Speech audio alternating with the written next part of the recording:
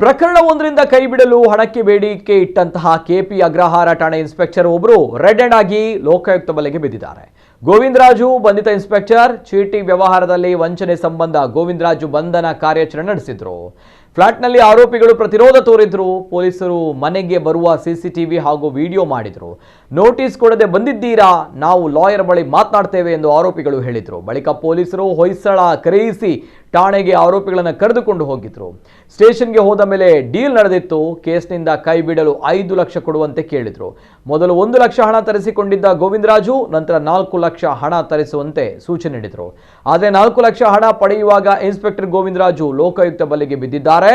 ಮೈಸೂರು ರಸ್ತೆ CR ground ಬಳಿ inspector trap ಆಗಿದ್ದಾರೆ.